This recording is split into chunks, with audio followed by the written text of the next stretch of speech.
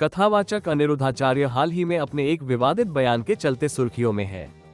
कथा के दौरान उन्होंने 25 साल की कुछ युवतियों को लेकर आपत्तिजनक टिप्पणी की थी, जिसके बाद सोशल मीडिया पर उन्हें कड़ी आलोचना का सामना करना पड़ा। बढ़ते विवाद को देखते हुए उन्होंने सार्वजनिक तौर पर माफी भी मांगी थी, लेकिन अब उन्होंने अपने बयान पर सफाई देते हुए बॉलीवुड पर तीखा हमला बोला है। हाल ही में दिए गए एक इंटरव्यू में अनिरुद्धाचार्य ने मुंह मारने वाले अपने कमेंट पर कहा कि हो सकता है उनके शब्द उचित न रहे हों, लेकिन पूज्य प्रेमानंदी जी महाराज के शब्द सही थे।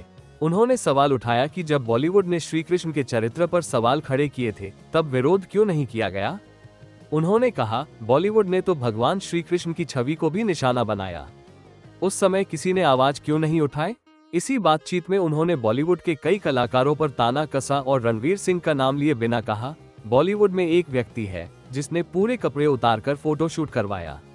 मैंने इसका विरोध किया, क्या इसका विरोध नहीं होना चाहिए था। बता दें कि रणवीर सिंह का न्यूड फोटोशूट उस समय काफी विवादों में रहा था और उन्हें सोशल मीडिया पर कड़ी आलोचना झेलनी पड़ी थी। जब उनसे पूछा गया कि वो कभी बिग बॉस जैसे रियलिटी शो पर और कभी अमिताभ बच्चन पर टिप्पणी क्यों करते हैं, तो उन्होंने जवाब दिया, जो गलत करता है उसके लिए गलत बोला जाएगा। बॉलीवुड ने इस देश को उतना नुकसान पहुंचाया है जितना अंग्रेजों और मुगलों ने भी नहीं किया।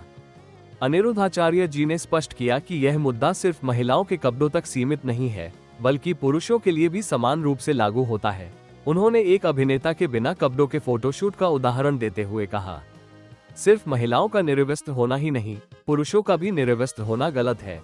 एक बॉलीवुड अभिनेता ने पूरे कपड़े उतारकर फोटोशूट करवाया था, शायद रणवीर कपूर नाम था, पक्का याद नहीं। तब भी मैंने कहा था कि यह असभ्य है। अनिरुद्धाचार्य ने कहा कि बॉलीवुड ने बहन बेटियों को छोटे कपड़े पहनाकर फिल्मों में दिखाया और समाज में अश्लीलता फैलाई। उन्होंने सवाल उठाया, क्या ये सही था, क्या महिलाओं को इसका विरोध नहीं करना चाहिए था।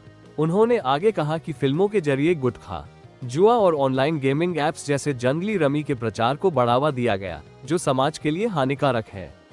कथावाचक ने यह भी कहा कि बॉलीवुड ने समाज में गलत संदेश फैलाए हैं और यह सब मनोरंजन के नाम पर किया गया है।